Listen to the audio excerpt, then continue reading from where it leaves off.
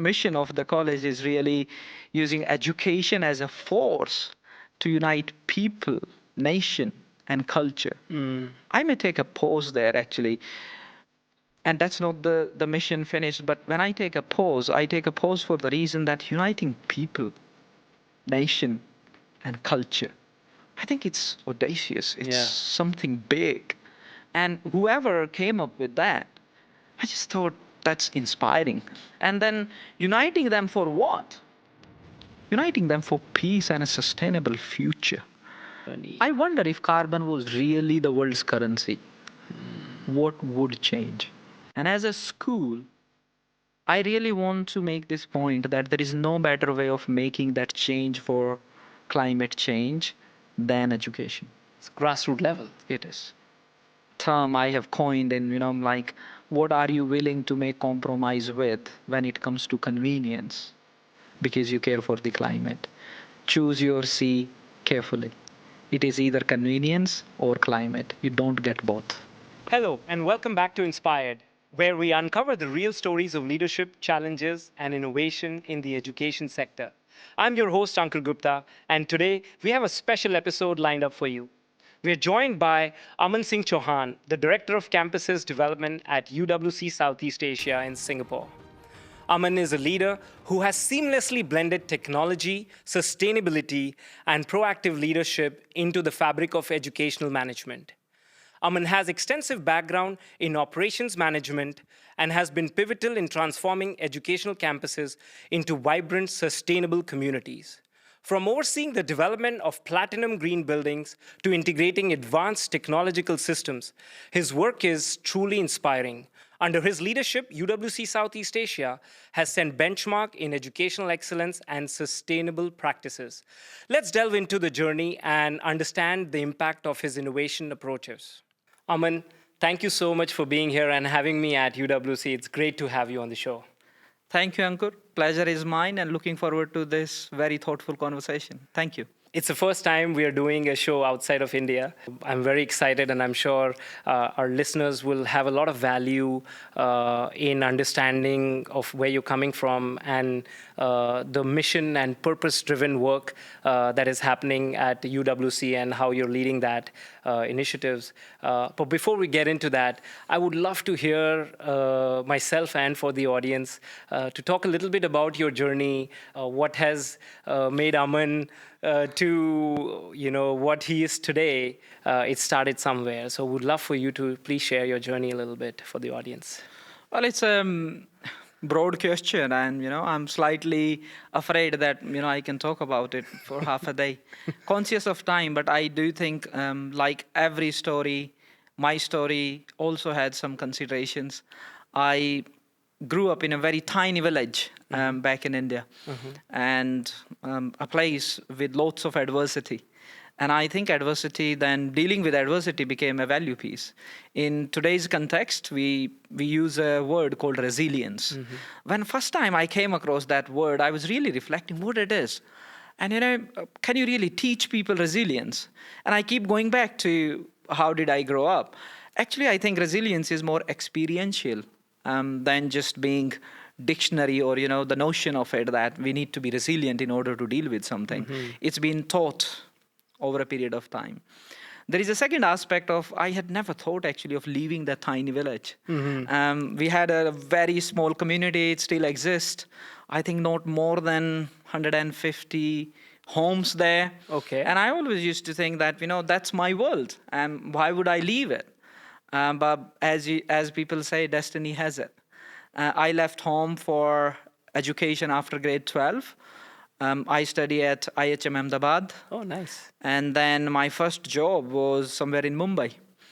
I have very fond memories of working in a hospital.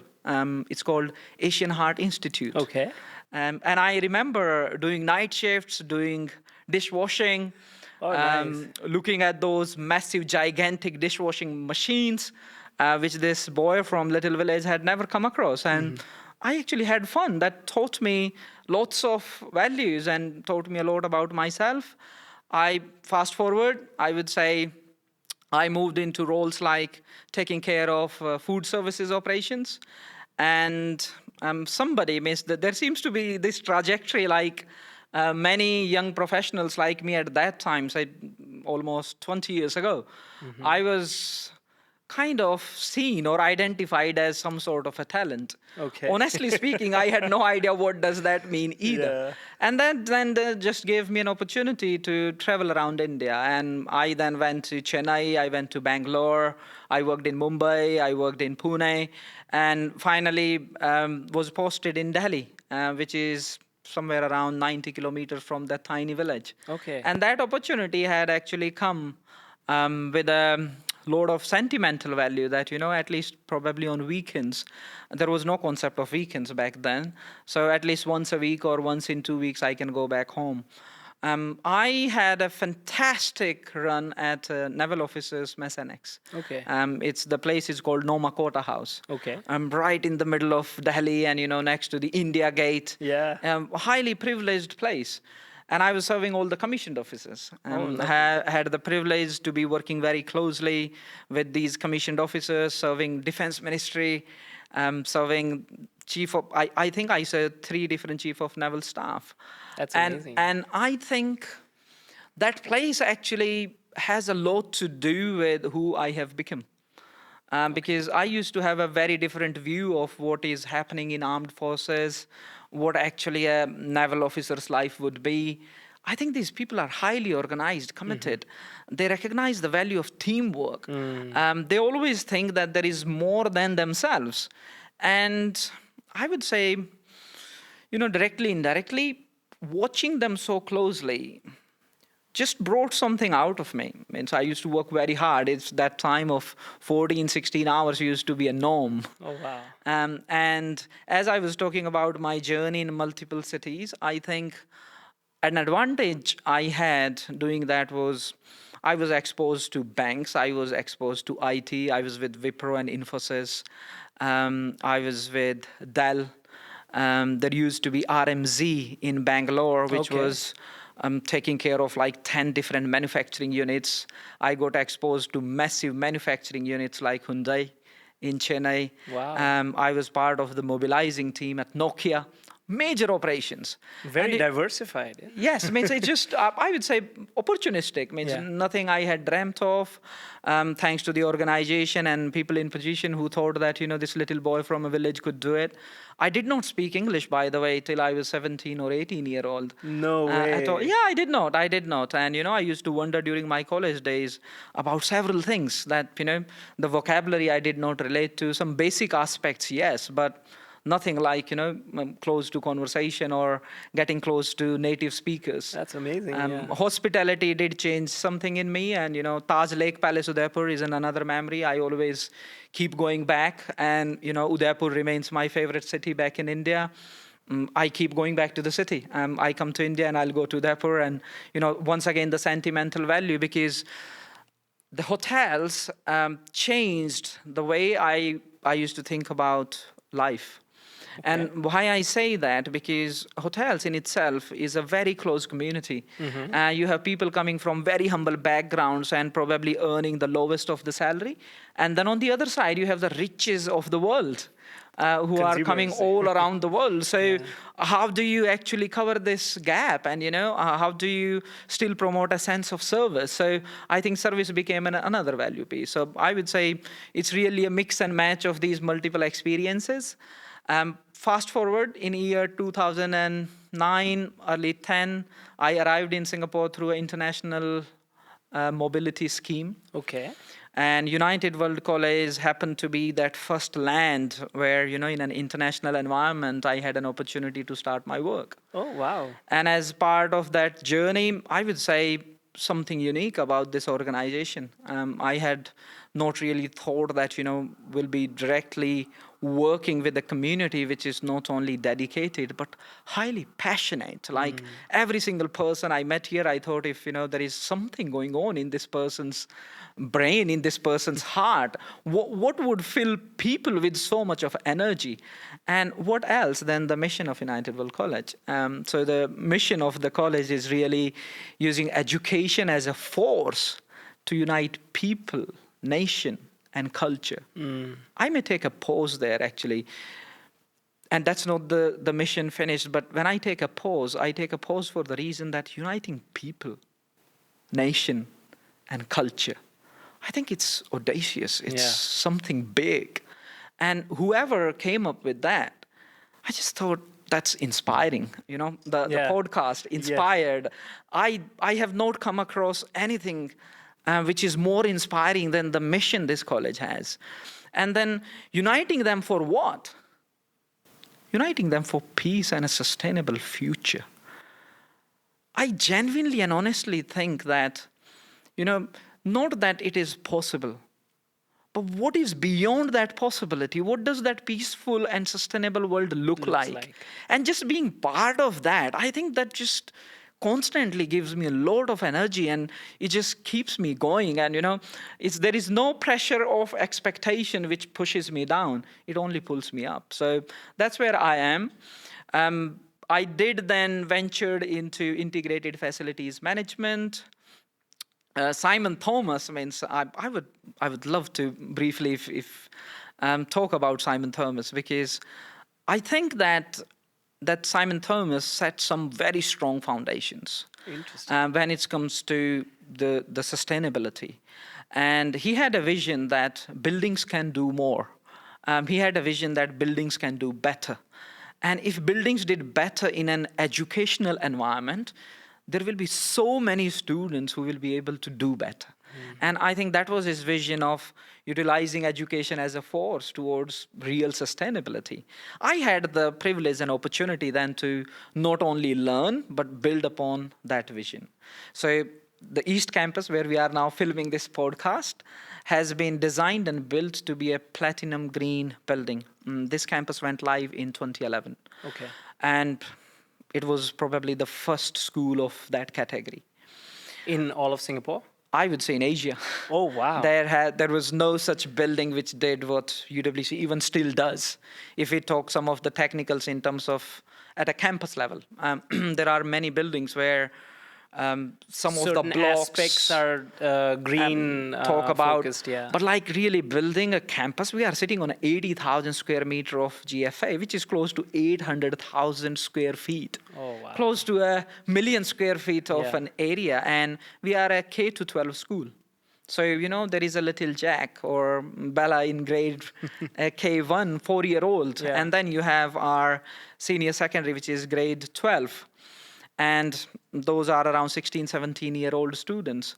But when you look at the distinctive nature of this community, whether it is students, parents, partners, members of staff, whether it is facilities, housekeeping, auntie or teachers or head of college, really position does not matter in this place. Everybody is looking at that active engagement and involvement for the future of the education. And then coming back to the building aspect, because I had the privilege and opportunity to build upon what Simon set out, we started working on Dover campus, which is a 50-year-old building. And that's where I would say that I came in and became part of that journey, where the first phase was getting launched, that how this 50-year-old So that was building- going to be a renovation project, Yes. basically. So, from a built environment and sustainability perspective, there are many facts. And I have been speaking about it very openly, like at least for 5 years. Yes. I'm going around speaking at conferences, and my purpose is nothing but just to bring UWC values beyond its own boundaries. We are a school which believes in genuinely sharing.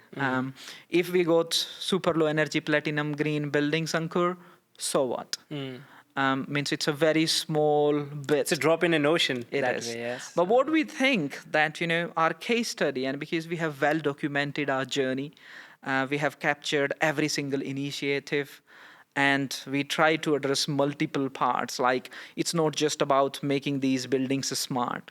It's also about making these buildings wise.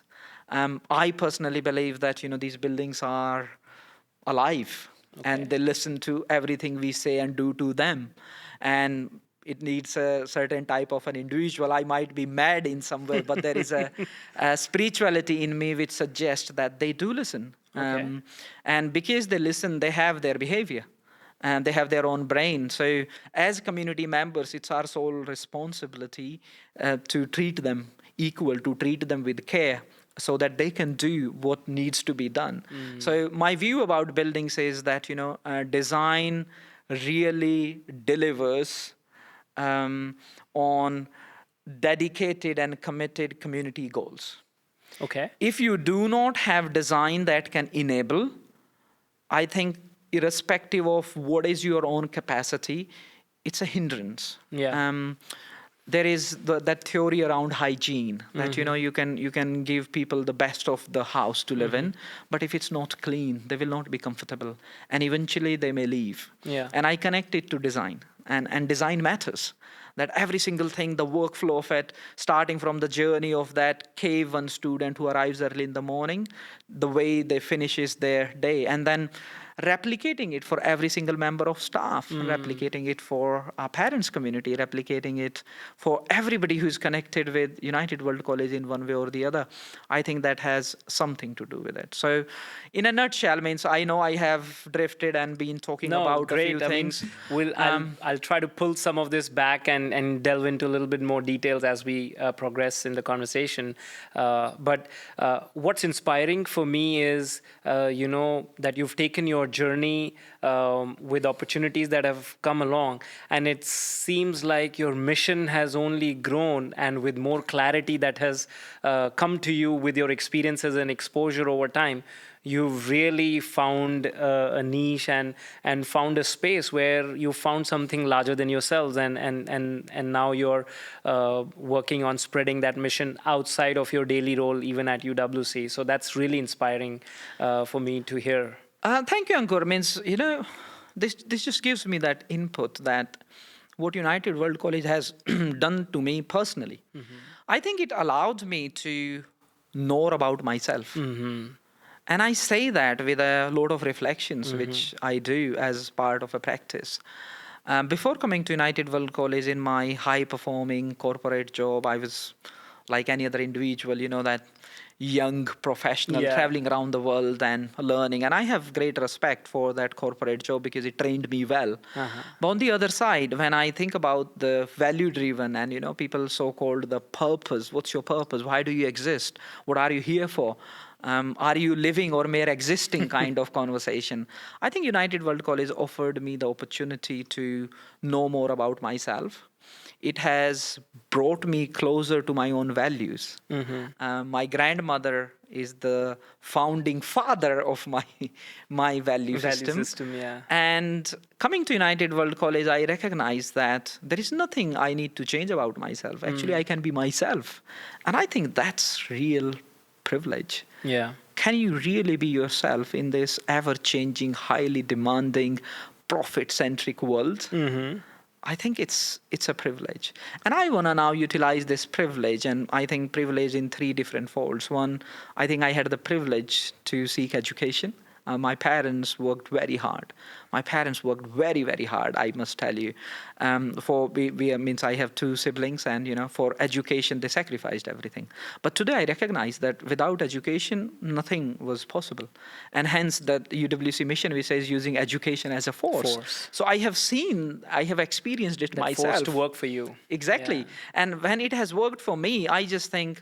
And what happens as a result of such privilege is that, the socioeconomic trajectory, you go and get a certain type of an education, then you go and start work in a certain environment, you earn certain type of money, and then, your living standard improves. This is how the society setup is. Evolves, And I think it's I do not know who came up with the with the system, but, there is then carbon as a currency, time as a currency. And today, because I have that privilege of education, working at United World College, being in Singapore, I do want to utilize this privilege for common good. And that may mean there might be how many more Amans who are still deprived of their educational rights. And there might be how many Amans as professionals who are deprived of a professional break, that they can be themselves, and looking for their purpose. And I just want to be that person who wanna share this story that it is possible, and we need not to go far. I genuinely believe that we all can reach our purpose and our values through our work. Just do your work with, utmost care and bring the best and keep that service mindset which UWC talks about. And I think we all can get there. And third, I do want to utilize this privilege, apart from that, how many more opportunities for others, is today the technology has grown so much that these stories can reach beyond. Probably through this podcast, this is another opportunity. Yes. Because I believe in the power of sharing, means there is nothing I want to hide. Yes. In 20 years, I have learned a thing or two. And somebody taught me, we all need help. Yes. I genuinely, means that's such a big value piece to me. I needed help during this journey. And there were always people, who wanted to lift you up. Supporting you, And though many a time I hear that negative connotation, and it's not my style, I describe myself as optimistic. And Simon Sinek describes optimism as, you are not closing your eyes to the reality.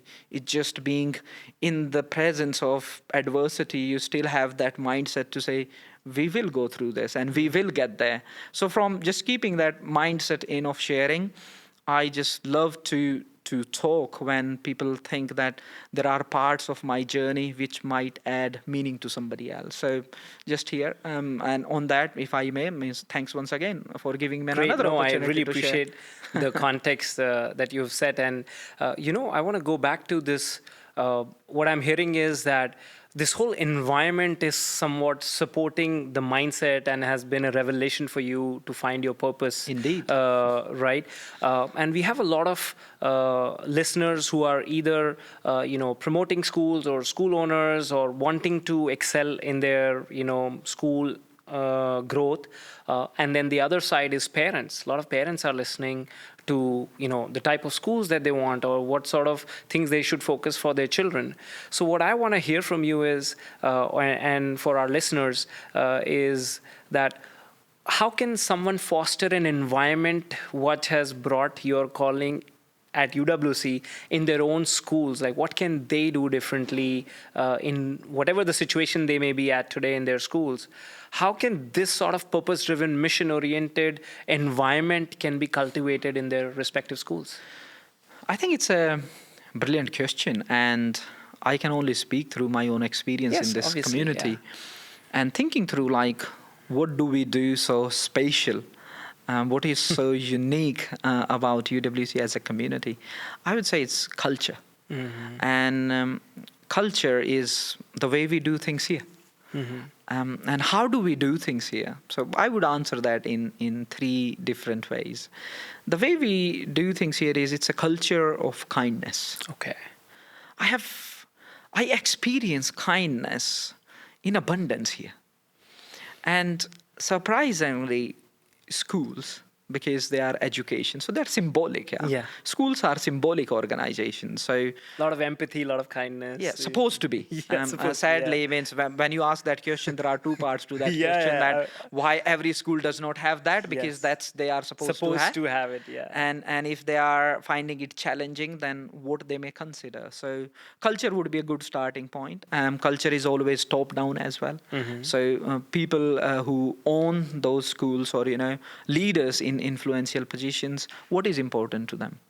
Is it important that the school is economically sound? It is important that school stands for educational goals and everything else comes second? Or it is important that they are able to attract and retain the best talent, teachers who are integral to the entire ecosystem. We may argue about 10,000 different things, though every single little thing is important. But I do think we are a school, and hence the teaching community. I'm getting the best of the teachers who believe in that little Jack, Bella, or every single student who comes at UWC seeking education believes in that type of treatment. So kindness, really, just keeping it really simple. And kindness is something we never run out of. So I do not know what hinders that in other places. I have worked in environments which were not kind. Not that I want to complain, but culture. And culture can drive things differently. I'm very glad that at UWC kindness is given priority. The second aspect of United World College, I would say it's a culture of accountability as well. Okay. So you are given a lot of autonomy. And as I said, that you can discover yourself, you can go about who you are, and how you can be of some value to this educational journey of everybody. We talk about student agency, and a primary school principal in a conversation recently, Pauline Markey, was talking to me about, how about learners agency? It need not to be limited only to students. Yeah. So this is very fulfilling that, Yeah. it's inclusive, it's diverse yet very united, as the name goes. So I think that culture of accountability then promotes that sense of responsibility. And when that happens, I would link that, and that's not my third aspect, which I'll speak in a minute. Accountability then drives that aspect of hard work. Okay. Because I am accountable, I'm responsible, I'm going to work hard. And I do not mince my words. Sometimes we talk about well-being, and note that I do not get the idea of mental health and well-being. But my personal well-being actually comes from working hard. So as much as I do not want to judge anybody's journey, and if people say that, if they had to work too hard and that's causing them some well-being issues, okay, means they need to change something about that. But when it comes to me, I actually prioritize work above many things, because if I did not, trust me, my well-being will be at a bigger question mark. Yeah. So well-being is really individualistic. It's driven through many different things. Our journey matter, because I come from that tiny village, Yeah. from that adversity, and hard work became a thing. If I do not work hard, I start to feel awkward, and hence then these things are connected. Then you go back to the culture of accountability, which demands certain type of outcome, and that outcome is for what? For a fantastic educational experience of our students. So should I be accountable? Yes, at every single cost I must be accountable. And then there comes the third part, which is really culture of collaboration. So Okay. Wow. I think that's the secret sauce. When I look at what I have been able to do in my career, and starting 20 years ago as that management trainee, doing those dishes at a hospital, which I'm equally proud of, like what I do today, I just reflect and I go, collaboration is something which United World College gave to me. Though I was always a team player and I heard those values, but I think this community and the leaders, means I think to their credit, it is important to recognize that collaboration just do not happen like that. Yeah. It needs to be driven hard. Yeah. It's a word that gets used very often. Overused word, but very little applied. Little applied. Yeah, exactly. And I can reflect on few things. Collaboration is hard, Ankur. It is very hard. And it's really hard. Means in my world, it has been very hard as well, because what collaboration does to us is, collaboration means it's going to take longer. Yeah. Collaboration means you're going to give space for every single perspective, which means you may need to change the potential outcome. You may need to change the process. It may actually derail the journey in some way, but let it derail if that journey becomes better. And hence, because collaboration takes longer, you need to factor in that many more perspective. You need to look for that constant improvement. And at times you may feel like, what am I doing? Will I ever get there? I think that's the point when the pie is about to be cooked. So if I may take an analogy, I will take the food analogy given my background. Yes. You may have the best ingredients of the world, and you might be a very good chef, and you're going to bake it at whatever 220 degrees. But if it's going to take 15 minutes, it's going to take 15 minutes. You take it out at 14 minutes and it's not the finished product, and it wouldn't taste. It may still be a very nice dish and people may walk away and say it was brilliant. But I know as a chef, it needed that one more minute. Yeah. I think in that culture of collaboration, 10 minutes, everybody really try hard. That's my experience outside UWC, Yeah. because people recognize that it's a good thing. But I think once the 11th minute starts, people start to feel a bit tired. At the 12th minute, they start to feel a bit lost. At 13th minute, they may start to feel, am I really making the progress I wanted to make? Self-doubt. Yeah. And that 14th minute becomes that desperate time to say, just get it done. But I think at UWC, having that patience, And I think that culture of kindness, then the culture of accountability works in parallel to that, because we are very relational at UWC. It's a highly relationship driven community that, you can explore yourself, you have the autonomy, you are feeling competent that you can do it, but that connection with the community, and that connection is coming actually through collaboration, because you're going to build a relationship by spending time with each other, by knowing more about each other. And if you are not patient about that last minute in the analogy I spoke about, is that 14-minute may still give you a good result, but that's not the very best you could have gone for. I think at UWC, we do have time for that 15th minute. And not just that, sometimes we even do not mind giving the 16th minute so that you could garnish it. You could divide it into equal Decorate portions it. and serve it with a smile, not in a rush to say, finally, I have arrived. No, here you go. So, that elegance in French culture around food, I think that's the secret source of collaboration at United World College that makes it what it is. So, if I may, culture of kindness, culture of accountability, and culture of collaboration. So, this begs the curiosity for me, that is the magic really happening at the time of recruitment, where you are really identifying people who you believe would be good at collaboration, have kindness, and have all those qualities that you're talking about? Or is the environment such that you could be from any background or any sort of ideology, but being here, you will only excel if you follow in these categories? Wow, Ankur, you seem to have very good questions. So congratulations. I think it's both. And my personal view and experience, and I'm involved in many interview processes last week with the operational leaders. Yeah. We were interviewing for a senior leadership position, Yeah. and I actually took a picture that, the three final candidates, three very different personalities, that what are we looking for, actually, the question I asked from the panel, and which is sort of what you are asking. So is the magic happening at the recruitment level? Means there is a general notion that it takes very long to be going through the interview process at UWC. And generally people give that feedback that too many interviews. It kept going for weeks and sometimes months, and I didn't hear. I would say, I think that's the most important time. During the recruitment process, give it the time and attention you need to give, because if you go to that wrong, you have a lot at stake. In my previous role as head of operations and facilities, means I was looking after a very large team, and we were constantly recruiting, and those processes I apply to every single level. So it's not about you are recruiting for leadership positions and that's why you should do that. No, even if Doesn't matter what position it is. even there's if we are certain recruiting a process and standard, housekeeping personnel, we will be looking for values. We really prioritize, I think. So skills, if you did not have, we think we could train you about certain things. You are applying because you thought that you are capable of doing this job, yeah. And then during the interview process, we sort of want to know more about you, who you are as a person. Do you have that learning mindset? Will you come in with that kind heart? Yeah. And do you believe in collaboration as a value? Now, it has a negative side to it. And the connotation is generally around strong cultures.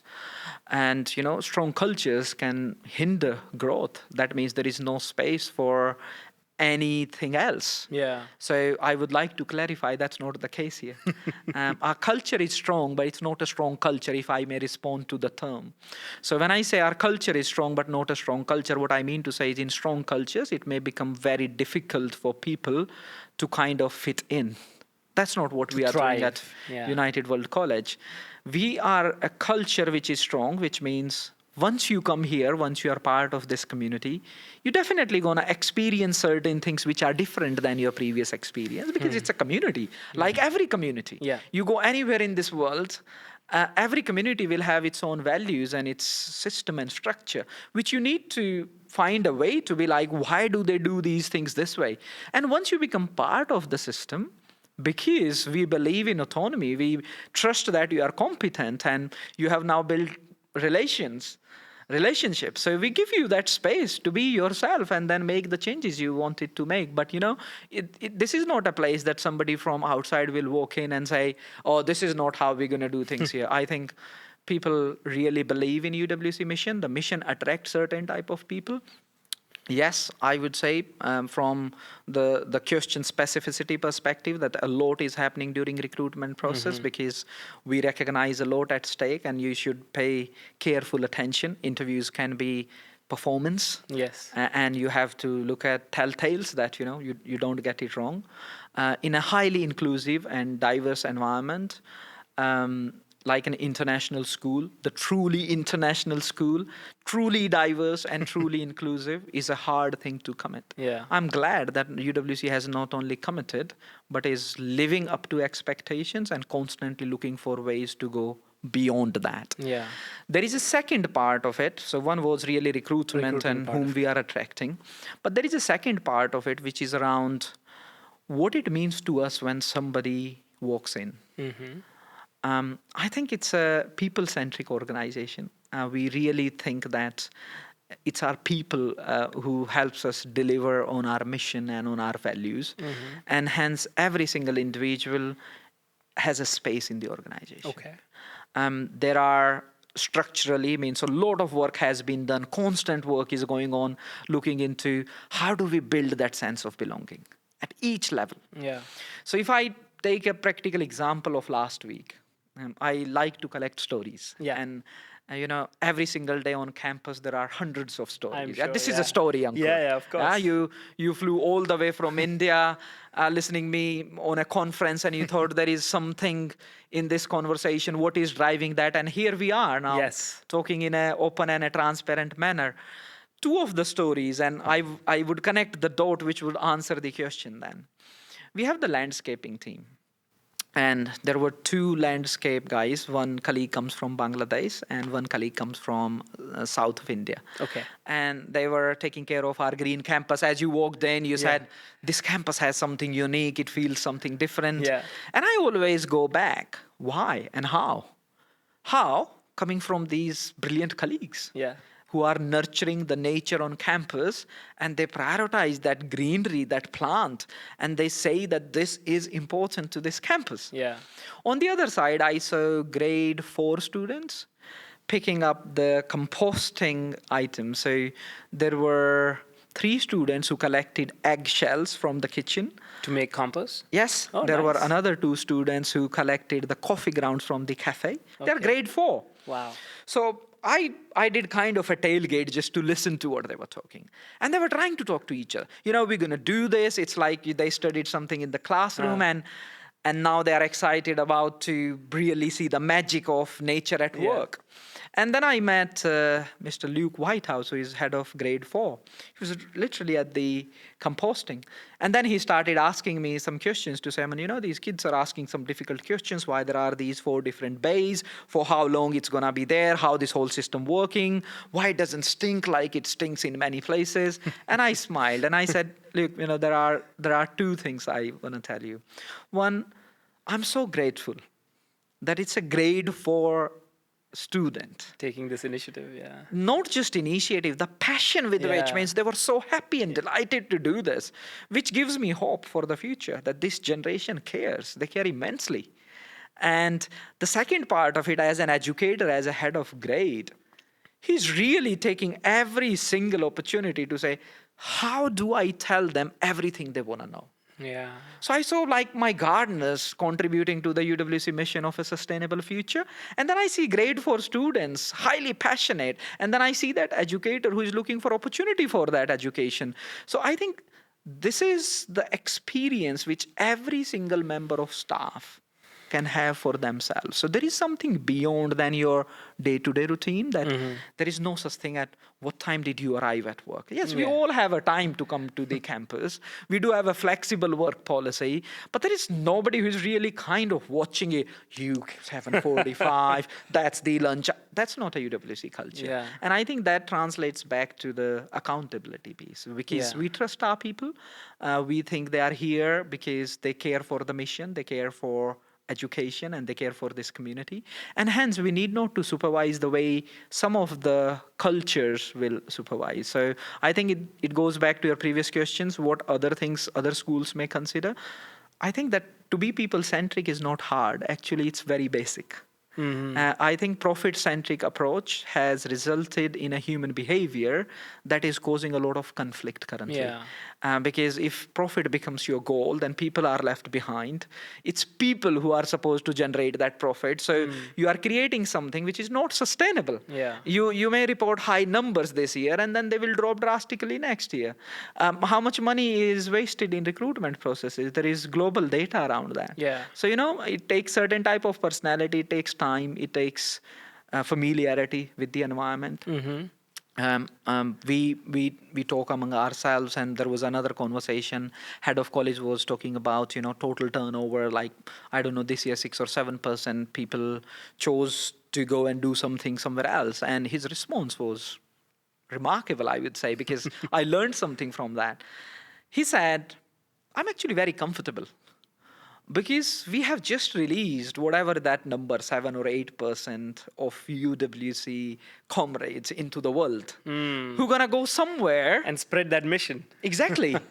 And then he said, at the same time, we have created space for many more, that 7, What an 8% interesting perspective. Yeah. to come in and experience UWC culture, and at the same time contribute to it in their own unique ways, so that we are enhancing the overall community experience. So culture is top down, and it's curated every single day. What kind of behaviors you are tolerating? I think UWC pays a lot of attention. It doesn't assign importance to positions or hierarchy. It's really about collective, relational, and that care for each other. So, you said that it's people-centric approach is very basic, and I couldn't agree more. But I feel like sometimes the basic is the hardest to do, because, and I can speak with, little bit of my own experience in our business and in general conversations with educators, wherever I go, mostly around India. And one of the challenge, I've not walked into a school where people is not a challenge. In fact, I've not walked into any business where, people is not a challenge. So what's interesting is that, you talked about like, hey, UWC is willing to give that 15th, or 16th minute to, let the pie cook the right way. But the challenge becomes that, at what point do you know that you're giving the minute to the right person? While there is some, and I'm sure, what UWC is doing now, it has not happened overnight. It is a compounding effect of years and years of believing in that mission, like you said, giving that time for this culture to cook. But how can someone who's starting out that journey, imagine, UWC 50 years ago, or, trying to start this culture? I think that's what gets me most intrigued about, success stories of places like UWC and your journey is that when it started, that is where, because now it is probably a line of people who would want to interview here and get a job here to get into a community like this, right? But at some point, it's a challenge for schools to find the right talent who would largely fit in their mission and make it a mission-oriented organization. So for those people, what sort of things to keep in mind? And on the flip side of that question is, if I'm a teacher or an educator who's trying to find a mission-oriented organization, what are the things I can be looking out for? I think there is an educator in all of us. Yeah. So yes, teaching is a skill, and you need a certain type of a qualification. But when it comes to being an educator, I think everybody's an educator. In this campus, we have, so for example, our absolutely brilliant team, which has done this podcast setup. Yeah. Okay, do I know more than them about how to go about this setup? I don't. Absolutely. Is there an entire business around podcasting? Answer is yes. Yes. Is the future looking forward to the tech-driven, real conversation, learning from others' experiential view? Answer is again yes. So can my colleagues who did this setup be the people whom our students would like to go to and learn more about this? Yeah, Oh, it's yeah. very basic, it's small. Yeah. But then what it does to my colleagues who have done this setup is, I think that's what promotes that sense of belongingness. If this is what they do day in and day out, that go and set up certain cameras and these mics and their job is only mic testing 1 2 3, I don't think that's what my colleagues are doing here. I can tell you as a fact, the colleagues we were interacting with a while ago, they have been around for more than decades. Wow. So what is driving that motivation is a question Exactly. we should be asking. Yeah. So what is driving that motivation is there is something more than just that day job. And what is that something? I think that's something, once again, I'll keep going back, that they feel belong. They feel that there is a sense of purpose. They're able to contribute to the educational journey. They are able to contribute to the college mission in their meaningful ways. And I think when you talk about like what any other school or an organization which is starting this business can do, I would say it means philosophically, that really start with that simplicity and basic. I think we have gone too far in our desire to be those social norms of success. How big of a bungalow and how big of a car, those self-esteem driven Material crisis, stuff. material stuff, like, why you have to be a 70-year-old with few $1 million in bank and only then you can do things with purpose, why this cannot happen as you go about it. A phrase at UWC you will hear often from colleagues is, we are so blessed that we learn, we earn, and we return within the same community. Learn, earn, and return in the same. That's So- powerful. We run the full loop within this Yeah. community. This would be true for every single individual. That's like circular philosophy. Exactly. That's so amazing. And I think that's the purpose, that you are able to contribute. You are constantly learning. We human beings are, constantly looking for what else I could learn. And if I put you in an environment that in a positive way corral you through learnings, you will enjoy. Means we all are similar that way. If there is no pressure of expectation that pushes you down, pulls you up instead, Yeah. you are willing to make that change. Kurt Hahn, founder of United Yes. World College Movement, said, there is more in us. And I think it's such a good reminder. I remind myself all the time. There are times when I also feel like, wow, it's very busy, it's getting too much. Where are my priorities? And that conversation. So how do you remind yourself then? You remind yourself through these, what's the mission? Yeah. Well, when I said I want to be part of uniting people, nation, and culture for peace and sustainability, I have committed to something very big. And that will require a lot of energy. And at times it may feel like you are getting drained. But that's how fulfilling such mission looks like. Yeah. Yeah, it's like, scientifically it is proved that people will generally tell you, I don't feel like going to the gym. It's a wrong statement to make. Because you have to go to the gym first. You have to start exercising and then tell whether you like going to the gym or not. Yeah. So it's after, it's not before. What you are actually saying in that scenario is a mood-based aspect, is not a fact-based aspect. And it's not purpose-driven also. It is. So I think same applies to the journey, to the mission that, I do think it's a beautiful mission. It's the delivery. I would say whoever is the architect, I would give credit to every single community member. We all are architects here. Yeah. Every single day we are working towards building a community. We all bring a certain type of identity and personality to the table.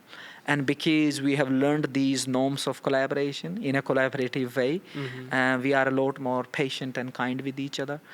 We also talk about demonstrating appropriate behavior, like what is not acceptable in this community. Okay. Because with children, you in a student-centric environment, they do not know what is an acceptable behavior. Yeah. So if we And they're end always trying to push the limits, right? And Exactly. until some sort of a boundary is set. So hypothetically, let's say if I treated you in a rude manner or in an unkind manner.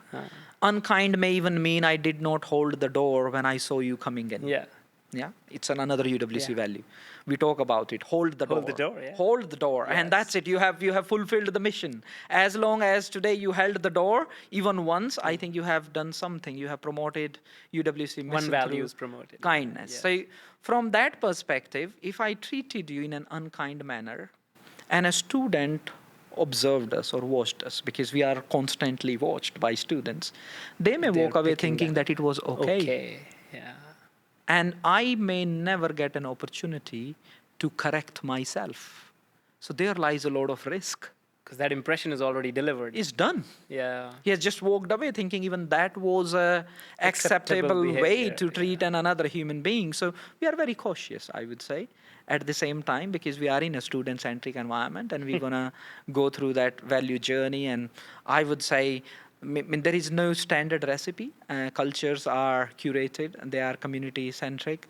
Identify what you stand for. I think the only learning that emerges from UWC's mission can really drive commitments and behavior. We do attract certain type of people who are committed towards peace and sustainability. We retain talent for the very reason that we give them autonomy.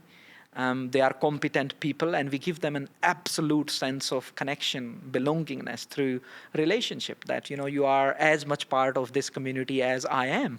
And I would say judgment is a skill humans can't get rid of. We all, for some can reason, curb it, seem yeah, to but yeah, you judge can't rid each of it. other. Yeah. And though we can't get rid of, I think through conscious effort, we can become better.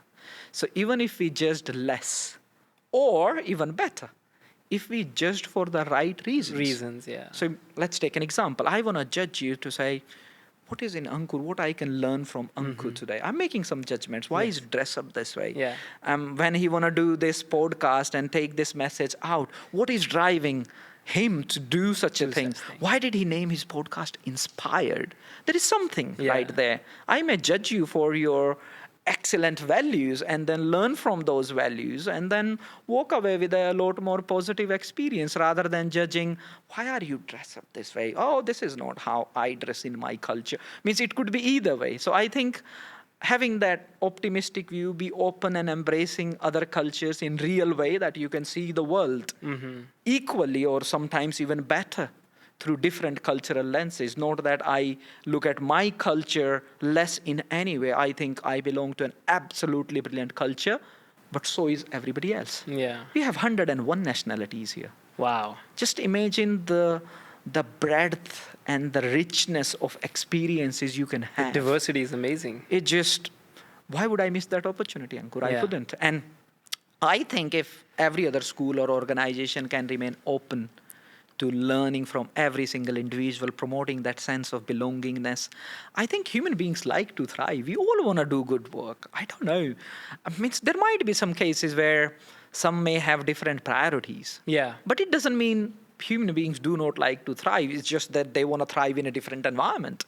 So, then it's better that they are in that environment where they could thrive. I need not to force you to be in an environment where you are not able to thrive. But majority means here, you can go and talk to anybody at a ground level, to a student, to a teaching staff or admin or support staff, and you will hear what I'm saying. Yeah. That they feel belong, they feel there is more than themselves, and this organization does something remarkable. No, and more and more we're spending a lot of time talking about people, because that seems to be the real fuel driving the whole mission. And It is. I know you purpose. want to talk about sustainability and building journey. No, but I want to stick to this for a second more, because what I'm really hearing and a sort of reiteration of that is that it's the right people given the right environment, and in some ways we talked about recruitment, and if the right environment, if the person is not right for the environment, then in some ways the environment will speak, and that person will probably automatically exit out of the environment one way or the other, voluntarily or involuntarily. I think you have summarized it. Means I have seen it enough number of times. Yeah. That in good cultures, in cultures like ours, if if we end up with someone, means I just hate to say that people don't want to do a good job. I would like to instead say that this was not the right environment for Yeah. them. I think the culture itself finds that out, Yeah. and they learn themselves. Themselves. Yeah. I think that's the beauty of good cultures. That if that's not the place for you to thrive, you recognize that. And I think most people are good enough that if they recognize that, then they also want to contribute, and they better be contributing to elsewhere. Yeah, and I think what really, to sum this up, I feel like this whole clarity of what is your mission, what type of organization, what type of school you want to be. I think that purpose-driven line of thought is the first place, and then really having the patience to build that kindness, collaboration, accountability is required to sustain and grow whatever mission you decide for yourself, right? And I think that's a very powerful message, and often I think it's the patience that we find, that we're not being patient enough. Some people might say that, oh, we're starting out and there's not enough teachers that are available for a particular type of role that we have, or there's not enough admin available, or we don't have enough students yet. So, I mean, all these are problems, but if you look at any long-term journey, those are temporary problems, and you will get through it as long as you're aligned. You might struggle today, but you will get to a place where your growth will be mission aligned, and that patience is well worth it, it sounds like. I think it's an absolutely fantastic summary, Ankur. You can once again reflect back on United World College mission, and we are 60+-year-old. Yeah. And we are only growing. Yes. I do not think 60 years ago somebody had thought that this community will be in 18 different countries, running multiple campuses, uniting people from 101. We have Faith, our current executive director, and I have the privilege to be connected to him and talk to him in a personal capacity. Yeah. And he talks about many things, but one of my favorite is when he says you are needed. Wow. And what he means to say you are needed is that the world gonna become more complex as there are ever-changing needs. There is more information than ever have been. We are exposed to geopolitical tensions once again. And nobody had thought 2024 will be experiencing the world we are experiencing. Yeah. There are at least 3 formal wars going on around the world. And we are here sitting in Singapore talking about peace and sustainability. And I think when he says you are needed, what he means to say is you are needed even more. Yeah. That peace and sustainability cannot be taken for granted. Yep. And we can only get there by constant improvements, by committing to this mission. I think it's, as you said, the human brain is looking for an outcome now. But anybody who believes in reflections, you can look back to our history. We have evolved over thousands of years. Yeah. The very nature of human being and their brain and their overall sense of civilization and development is a testimony to the very fact that give time, and it will be fine. Yeah. Yeah. So and it will have a compounding effect. It will. It is bound to have that, because you are putting some positive energy into this universe, which energy cannot be destroyed. So it's gonna only multiply and give you the desired results, but over a period of time. And so Rome was not built in a days. And another thing I remind myself whenever I feel if I'm getting a bit tired or it's taking longer than anticipated. So anything that is beautiful, anything that's worth talking about or to be inspired about, takes time. It does take time. I want to switch gears a little bit, Sure. Aman, and again, one of the core inspiring aspect of a campus like UWC is just how much purpose-driven sustainability is around this campus, and it's great that one might think like, oh, if I was building a school from scratch, I can think all of these things about design and sustainability and all of that. But you've proved as an organization that it doesn't have to be just what you're building new.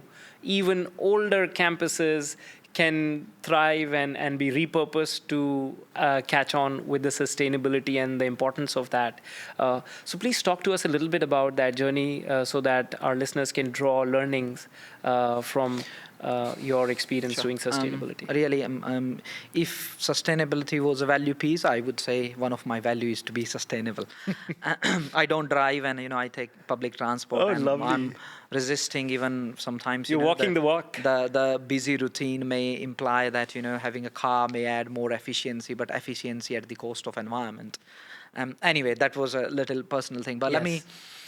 let me I would like to actually begin with an element of sustainability per se. That the word, like when I was in college, I had not even heard sustainability. Yeah. So there is a buzzness around sustainability, and today you hear sustainability in more or less everything. You hear sustainability. The worst case scenario is into the sales pitches. People are trying to monetize the Yes. climate crisis, and I do have a little problem with that. I think at UWC, that mission it goes back Yes. many decades. And I think we think that harmony with nature, synergy with nature is just necessary for humans' survival. We have believed that. This community has always done beyond the best practices. Now, let's look at our case study from an outside view. And let me also share a view how I looked outside. Sure. So, what is driving complexity, and why enough people are not taking actions? So, let's go back into year 2012, 2013, 2011. East Campus have been inaugurated. We have delivered a platinum green, highly sustainable day one. campus from day one, designed and built, as you Exactly. said. And then comes the question, so what? You had an opportunity to design from the scratch. Well, it was still not easy in 2011. Oh, I'm sure. We Yeah, were the yeah. first building. But you have a point there that how about the existing built environment? So did we stop there? Actually, we did not. And I can tell you that we started documenting what is happening on this campus, which we are able to replicate on Dover campus. Okay. So we started collecting a lot of data. And though I tell many stories, it's fully backed up by data. And I can give evidences to any human brain which is craving for data-oriented approach. When we started documented data, we realized that 80-20 principle. Okay. That let's not, the complexity is really coming through few factors. So we deployed building management system.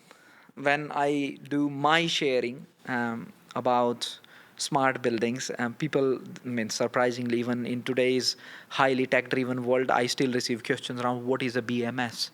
What does this building management system do? Yeah. Because in schools, you generally talk about SIMS, Yeah. Central Information Management System. So people go, what is now this BMS? Well, let's leave all the fancy vocabulary aside. It's nothing, but we are trying to make sure we know how our buildings are behaving. So let's go back to my idea of buildings are living, they have their brain, and they have their behavior, and hence we have to look after them. We can only look after them when we know them. Yeah. It's true for us as well, yeah? You go to a clinic, and I can keep coming with lots of analogies. Unless you had performed certain tests, you might be very late in what you could have protected if you responded in time. And that's what BMS does. Okay. It basically tells you what is happening in this large building. What's the status of water consumption? What's the status of electricity consumption? If I move into details, you can talk about in this highly humid tropical place where air conditioning is huge. 60 to 70% of the energy sits into gigantic chillers. We are a chilled water based cooling system. And sad reality is that, yes, convenience is needed. Otherwise, you are not into an environment where you could do your very best. But at what cost, once again? And when we mapped that data of East Campus with Dover Campus, we recognized that we were consuming twice as much energy on our own campus, which is sitting on the other side of the island.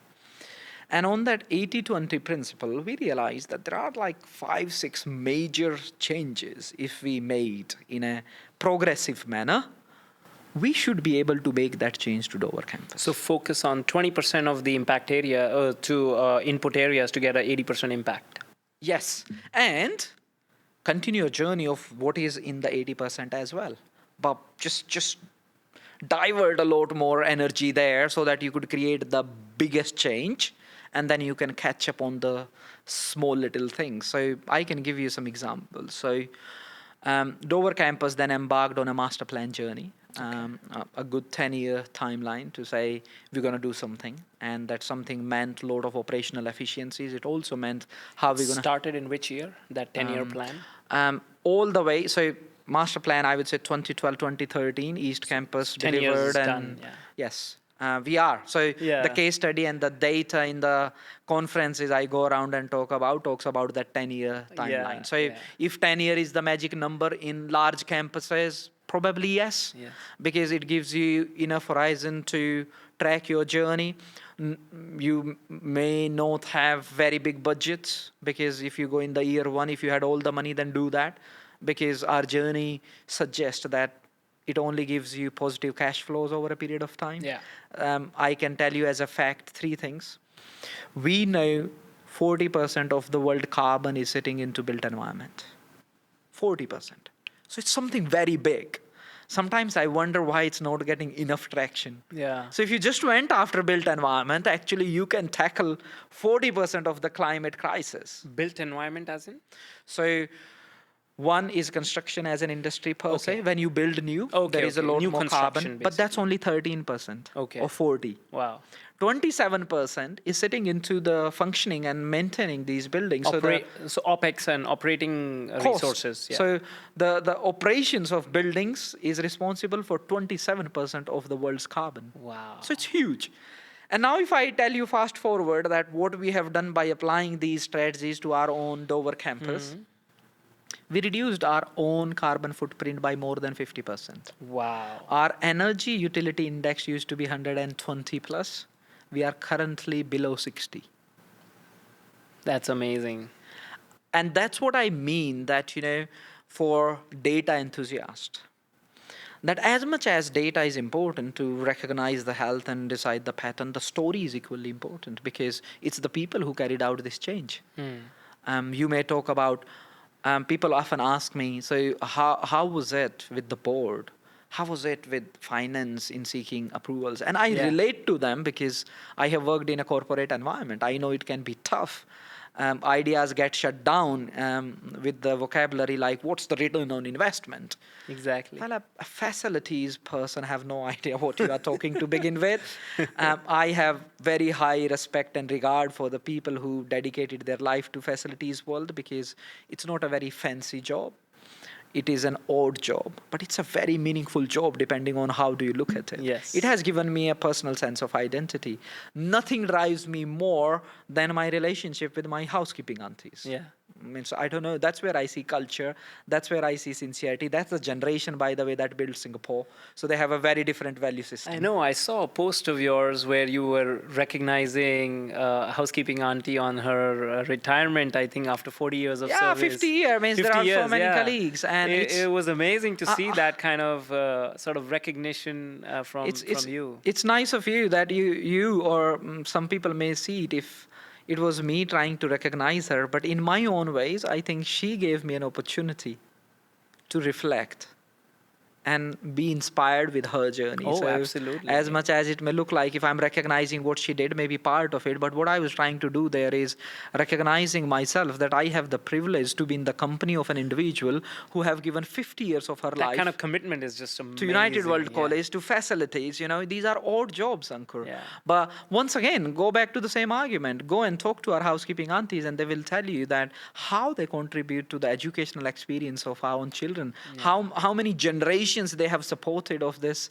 So there is more than just cleaning in what they do. Students have a strong bond with the team as well. Absolutely. So students come back and constantly looking for members of staff in Yeah. support areas that, there was this auntie, there was this person who took me on This a was in the sustainability mess, or tour. this was in the cleaning Yeah, team, that's or my AV head who was Yeah. trying to teach me about how to do the podcast setup Yeah. and everything. Let's go back. We drifted a little Yes, bit please. there, but coming back to the sustainability aspect. So, how was it with the board? How was it with the finance? I would say in UWC context, because that's one thing everybody is so aligned. Once we say that we have an opportunity to do something well, it's thought through.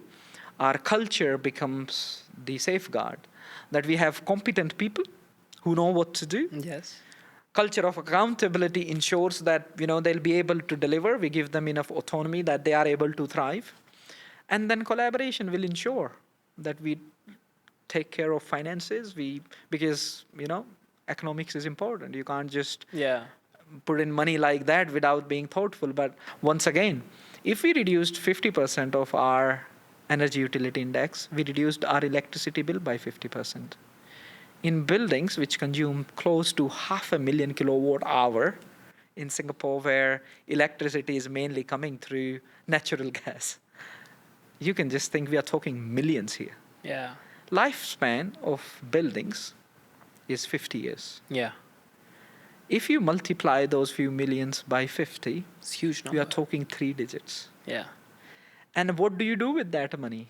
Well, you put it back into education. Yeah. That's what we do at school. Yeah. Yeah, so I think we have created not only a great sense of a sustainable built environment, but at the same time, we are fast forwarding our own mission, because that money is going back to the community, to the culture, to the education, and hence we can be the school we are today. And means, I say it with a lot of humility. I do think we are a special school. There are many good schools, but there is only one UWC. Many of my colleagues will tell you the same thing, that we think all schools are good. There are some remarkable schools out there, but there is only one UWC, and that one UWC is, once again, because it's a kind community. We promote accountability, give people autonomy, sense of belongingness, and collaboration is a thing. Yeah. So on sustainability means that's a fact, yeah. But if you look at the trajectory of 10-year and that 80-20 principle, we really identified areas like we need to overhaul the entire chiller system.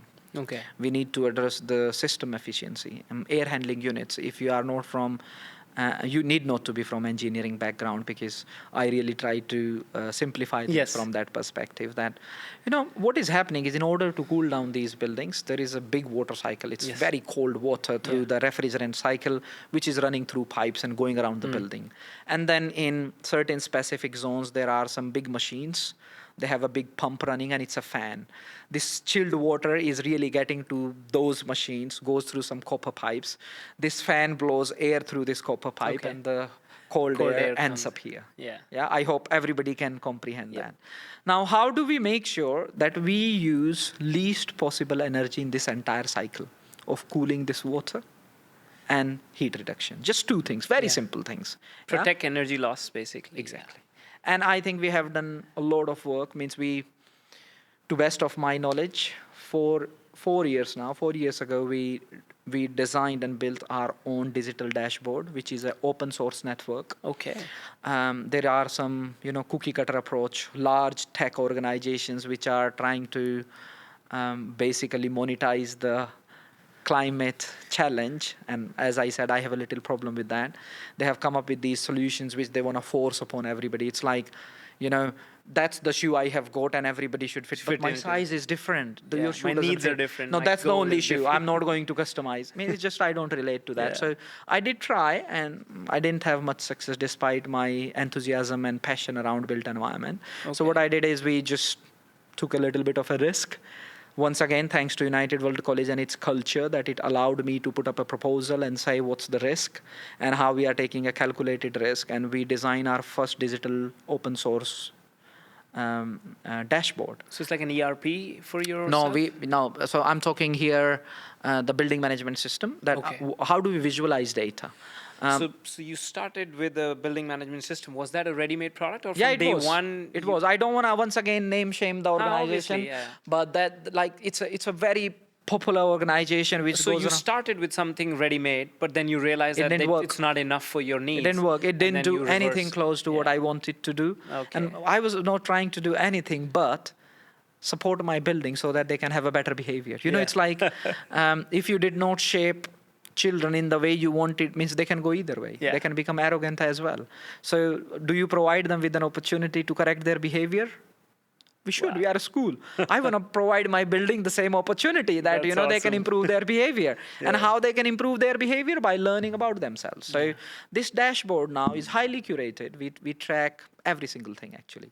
We are tracking how much water we are consuming by zones. We have a boarding community, how much water being consumed. In infant school, what's the energy at different times of the day. When weather changes, today is a very nice weather, and why we have to still pump in the same chilled water Yeah. when we can reduce that and it. save some energy. Every degree probably saves us good 7 to 8% of carbon.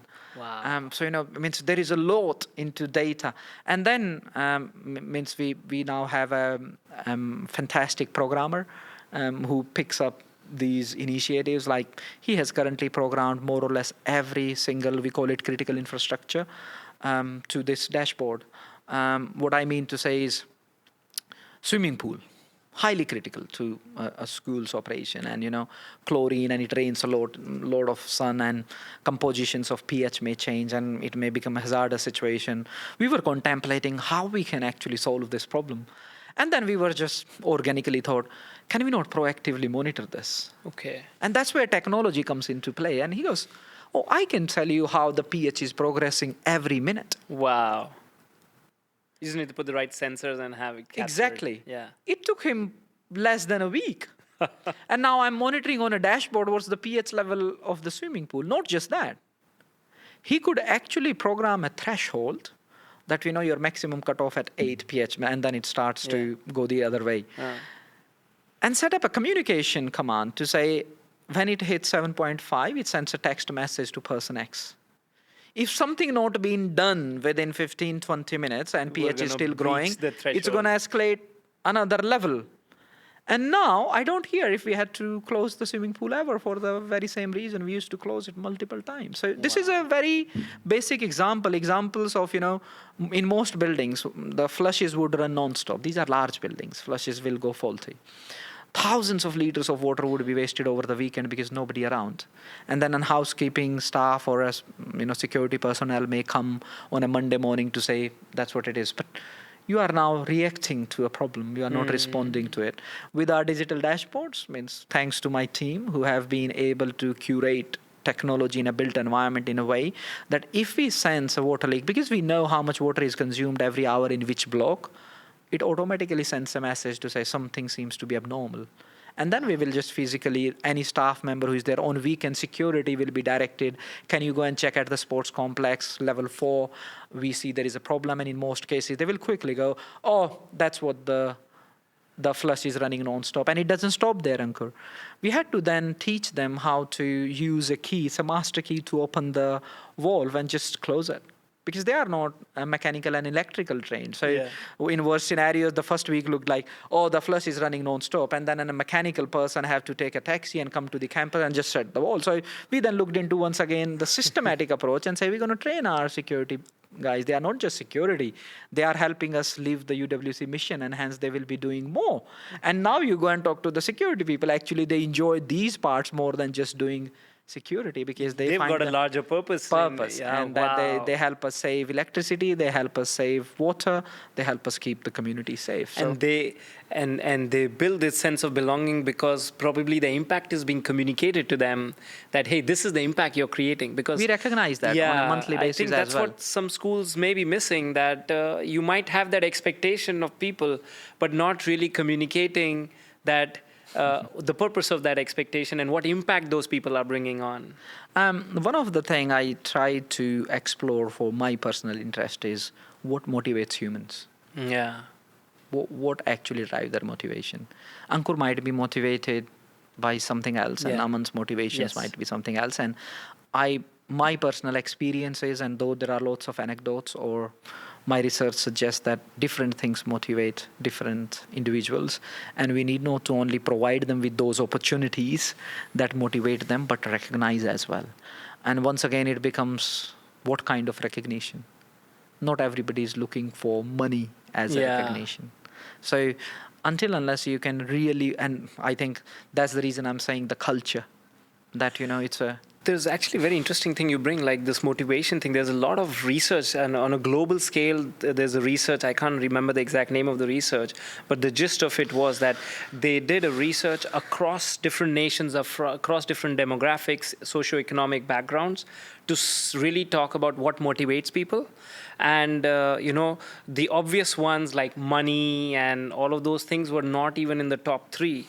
The top three was something like autonomy, recognition, sense of purpose, something like that. But I know autonomy was like one of the top ones. Like, I think we all want to feel competent. We all want to be seen as we are capable of doing something, Yeah. and we all want to be respected, given that space to maneuver and be ourselves. Because creativity wouldn't emerge in absence of these variables. I'm telling you, I'm genuinely dazzled, and I would say dazzled again, because some of this I've heard from you at a conference before, and when I rehear it, it just amazes me how you guys have been able to build this all together, and with dashboards and systems. It sounds like too good to be true, to be honest. If you're thinking from a listener's perspective, who might be thinking like, okay, how do I really go about doing this at my school? Keeping in mind resources may be a constraint, keeping in mind, focus or having the right talent to do it might be a constraint. So how does one really do this at their school? I think I can offer a very systematic answer to this. Not only talking broad or philosophy. Let's be very specific here. I recognize that with all the sustainability aspects and the difficulty of technical people especially in facilities area who are not finance trained, I have certain privilege. Yeah, I understand finance. I worked in corporate, and I learned about profit and loss statements and how to recognize balance sheet, and when you invest somewhere, what it does, what it means. So I'm familiar basically with those tools and techniques. But what is happening is that let's take a hypothetical situation that a facility leader want to tell educational leaders, and you have your CFO, you have a human resource expert, and he comes up with a proposal to say, I think we can reduce our consumption by 50%. So first and foremost is it looks unrealistic. Yeah. Has he lost it? What is he about to ask next? The next question will be, in order to do that, we're going to do these 10 things. How much it's going to cost? Now, I think conversations like that is like shutting down the idea. Okay. And I think one little advice, if I may offer, Please. is the people from these technical backgrounds know what they are doing. They also know how to carry out an effective change. What they do not know is how to engage in a conversation where they are alien to this return on investment vocabulary. And I think that's where leaders need to step in and say, can we first review the proposal? Can we first seek to better understand before doing the, analysis or paralysis through analysis kind of aspect? Because with all due respect to my finance colleagues in rest of the world, not at UWC because they are rare, is they don't recognize that what is possible. What this is money. So what you hear is CAPEX and OPEX. So capital investment versus operational cost. The problem is into these traditional accounting principles. So what is happening, Ankur, in built environment is people always prioritizing CAPEX. How much capital? No. Reduce the capital. Well, you may reduce the capital, but you're going to, end of the day, in next 50 years, you're going to eventually pay a lot more. It's going to catch up. You may cut down 5 million, 10 million at the initial cost of this built environment by not doing the sustainable things and then say we saved cost. Actually, you will pay double I'm saying that's the real data I have of our own 50-year-old campus, that we reduced our own carbon footprint by 50%. What would happen if we wouldn't? We will be paying just double the utilities bill. How much is that money in 50 years? I just said it would reach three digits easily. So I think that's where the conflict is. So please do not start at let's write a sustainability policy. That's another mistake organizations are making. Yes. Because currently it's a hot topic. Hot Some people topic, say that's the hottest pie. Everybody talking about it. And I smile and I say nothing. Because it's not a topic. In my view, environment is not looking for your mercy. Yeah. Environment is looking for correction. I do not relate to the vocabulary when people say, we're going to save Mother Earth. Wait a minute. You have no capacity and idea how to save Mother Earth. Mother Earth have survived and going to survive for billion years. You have to save yourself. Yes. It is us as human beings who are at the verge of extinction. The ecology will if we do correct not itself, mend our ways. Yeah. So I think that vocabulary have to change as well. It's a matter of survival of our own future generation, not Mother Earth. Mother Earth knows how to look after itself in one way or the other. Yeah, that's the reality. So do not start at, oh, let's write a sustainability policy. You have just started from a wrong position. What we did here, we started with a baseline. We said, what's our baseline? Because in absence of a baseline, you actually do not know where to start, Ankur. And which way are you progressing? So that 80-20, how could we do that? Yeah. If we started by just writing a sustainability policy, I think we will start somewhere, but it wouldn't result into meaningful actions or outcomes. So we started with the baseline, and that's where I would say means, there are so many people I can think of. There are university professors. There is Professor Steve at NTU, Professor Alberto, who is an economical environmentalist at NUS. Lucky and privileged that, I call them my dear friends, that, I believe in them and they believe in me, and we sit down and we have lunches together, so-called sustainability lunch conversations, and they provide me those perspectives of what if scenarios. So the baseline came from actually Professor Steve, and he said, Aman, it's really important that before you do anything, you're gonna measure. You're gonna start from what is needed in your context, and then you're gonna assign importance in priority order. Okay. And I thought, oh, that's very interesting. And once I started to take that roster, new things emerged, which I had not thought of. So it's not today just the building. We are doing a lot of work with food services. We have mapped more than 700 food ingredients source. You're sitting in Singapore. Wow. Everything is imported. Flying in. And we learned that there were ingredients, because that's how the supply chain is set up in Singapore. Things are coming all the way from Europe, from New Zealand. There's a lot of carbon, in airlines. That's where a lot of carbon is sitting once again. And we were like, do we really need that tomato coming from Italy? Means, okay, means nothing against, no offense. But, a tomato from Malaysia probably can do a equal or probably a better job because it's fresh. Yeah. Trucks are coming early morning. It's an hour from here. So we then really specified and put objectives. Wow. We recognize that, consuming meat, beef or, any, even chicken and fish in that order gonna result into more carbon. So. And then we said, so what do we do in this community? Vegetarian. I don't belong to the people who say, oh, let's just become a vegan community or go on a march and say we will be vegetarian because less carbon footprint. No, that's not how humans work. The conversation comes back to choice. But are we allowing our students and our community to make good choices? Are we doing enough into the education system? It's about sharing knowledge and then let them make their own choices. On choice. Yeah. So we have means if this podcast get listened by UWC community members, they may laugh, but I know they will only smile in a positive manner, learning that when we reduced composition of beef in our recipe for bolognese, like if whatever was the percentage, we just make it 50%.